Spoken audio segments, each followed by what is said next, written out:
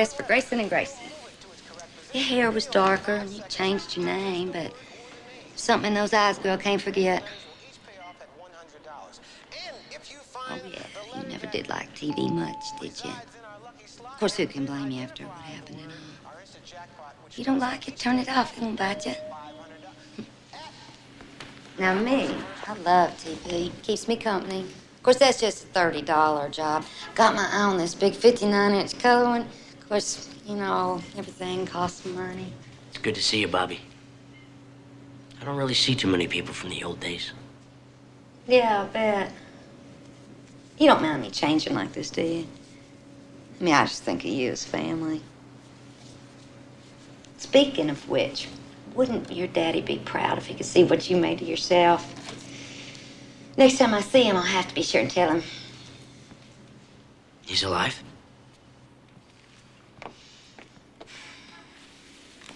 It's hard to believe, isn't it? He's not real clear every day. He sure looks different. Third-degree burns will do that. He's been in pain pretty much around the clock all these years. Worse than if he died, really. Maybe that was the plan, huh, Jimmy? I'd like to see him.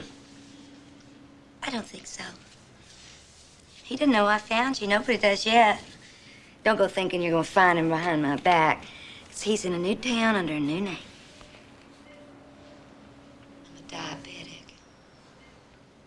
Well, then you shouldn't shoot heroin.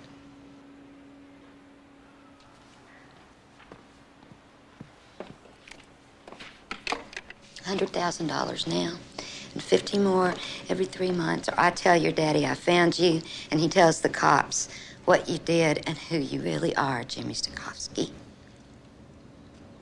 Turn around. Turn around. Oh, I missed you, Bobby. Yeah, I missed you too. I'm gonna take real good care of you. Yeah, you are. Hey, Jimmy. Don't make me wait too long for the money or the other.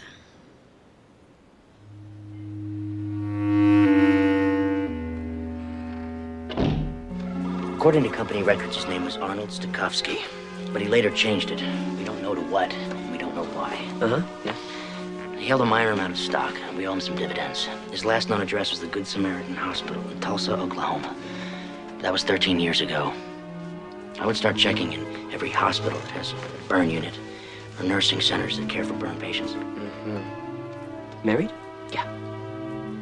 Know anything about the wife? Sometimes you have to put your personal problems on hold and attend to business first. Grayson and Grayson's annual tennis tournament to raise money for AIDS is one of the few chances we have to socialize and get to know each other on a personal level. So Charles Grayson has a new mistress every year. His only vice, other than wanton cruelty and insatiable greed. What happened if his wife found out? Snip, snip. Ouch.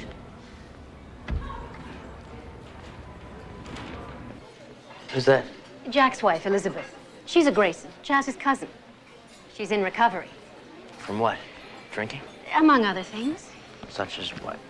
Her polo instructor. She followed him to Florida last fall. After a few weeks of binging on the Gold Coast, she called Jack and begged him to take her back. You must really love her. She's wonderful when she's sober. We have issued our statement. We knew nothing about the apple juice. End of discussion. All right, we lie about this, it's gonna come back and bite us. No Grayson employees talking to the press about Baby's Finest, and that's final. I think we should talk to the press. And at the same time, we should look for a baby food company with a terrific image. Merge it with Baby's Finest. Your problem, Jackie, is that you talk better than you listen. Come on, we got a match.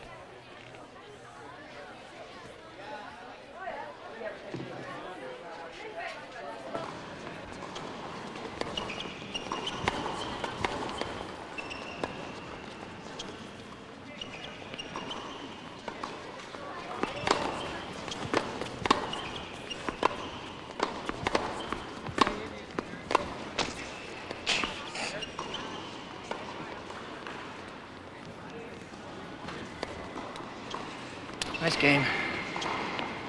Shouldn't drink when you play.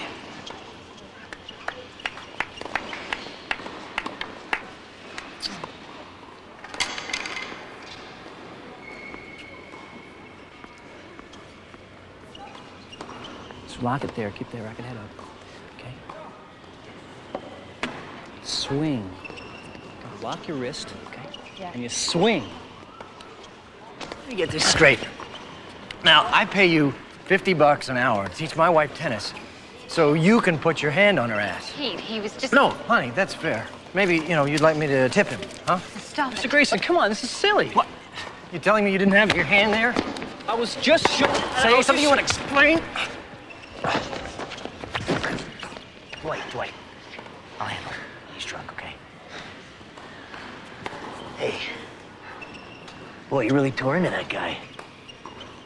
He's all doubled over. Where'd you get him? In the old gut there? His ribs, thank you. Ribs? Yeah.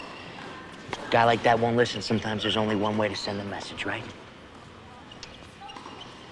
Listen, you have a cabana we can get you cleaned up in. Come on.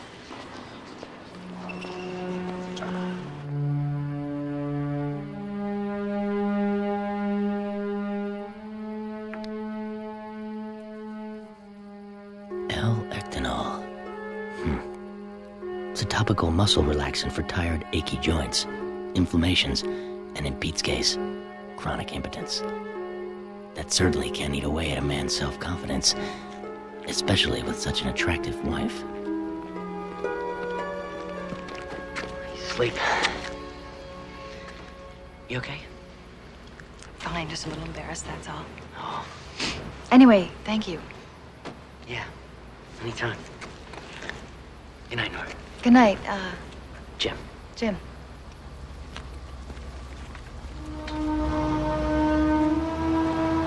Thanks, sir.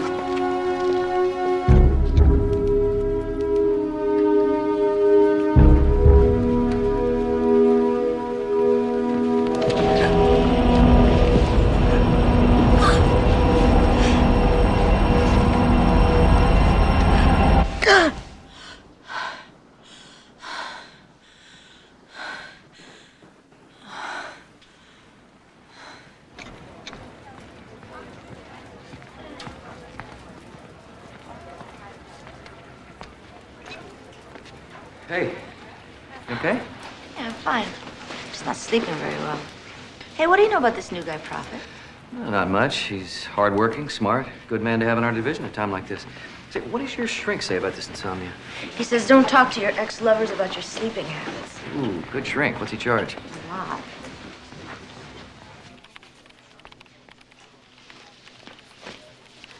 Good morning, Gail. I'm afraid I have to ask you to do me another little favor. I need this memo to appear on Charles Grayson's personal stationery. This isn't from Mr. Grayson. Which is why Mr. Walter should never get his hands on it. Jim? Jack, Joanne, how are you? Good. Settling in okay? I'm just fine, thanks, just fine. Good. The best time to show it to him is just before he addresses the efficiency conference downtown. He'll be in a hurry. Thank you.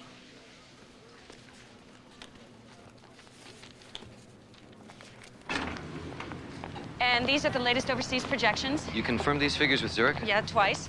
The product liability report. Oh, and this just came in from Charles Grayson. Jack, regarding Baby's Finest, I've discussed the matter with my father and the board. We're shifting to an open-door policy and will be issuing a statement shortly. When we are approached by the press, we will answer truthfully but diplomatically. Yours, Charles Grayson. This is your speech. You know it perfectly, but just in case. Thank you.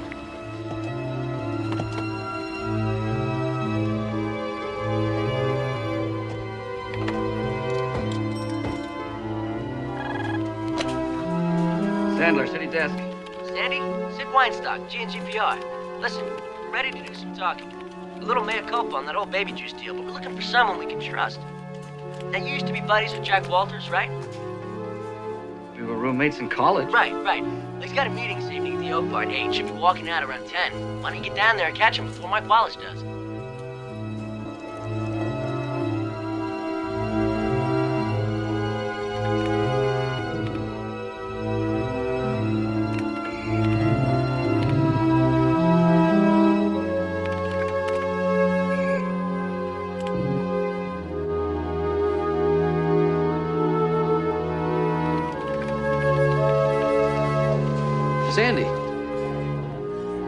Jack. I hear the old man reversed Charles and you're ready to talk. Come on, Jack. I know you. You're dying to get it off your chest. Okay. Fire away.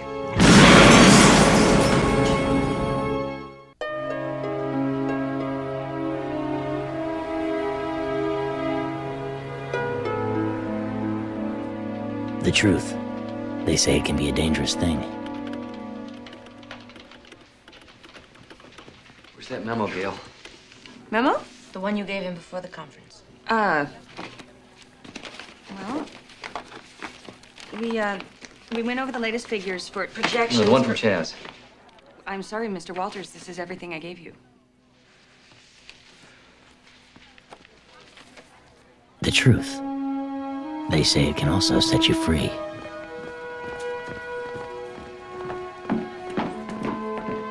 And now the hole has been created. The job that needs to be filled. And the question on everyone's lips is... Where's Jack? Who? Who will become the new president? Why would you do something like this? We're just getting our lives back together. I'm going to those meetings. I'm resisting every drink that goes by. And what are you doing? You're acting all mighty and moral about baby food. I'm just hanging on by a thread. Yeah, you're not the only one, you know. What do you think, Elizabeth, that I got up this morning saying to myself, hey, I'd like to get canned today. I'd like to be humiliated in front of my staff, escorted to the door by security guards? Now listen to me. I was set up.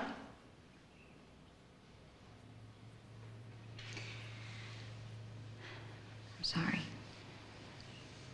Thank you. Late.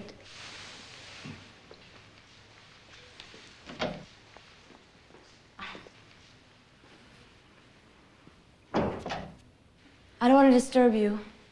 I was calling, getting the machine. I need to talk to Jack. We have marriage counseling. One quick question. Gail gave you that memo or showed it to you? She just showed it to me. Why? Listen, I'll let you two work this out, and if you have the time, I'll be at Dr. Berger's. Bad timing. Yeah, well, it's okay. Gail showed you that memo so she wouldn't leave a paper trail. No, why would Gail do something like this? What does she stand to gain? Nothing. That's how I know she didn't do it alone. The key is that memo from Chaz. I'll lay odds it's hidden in her computer somewhere. Yeah, but if she typed it in the computer, it's deleted by now. Well, there are ways to undelete files, Jack. Oh. I'm gonna check on it. But, don't you need a search warrant for something like that? I forgot how old-fashioned you are. It's refreshing.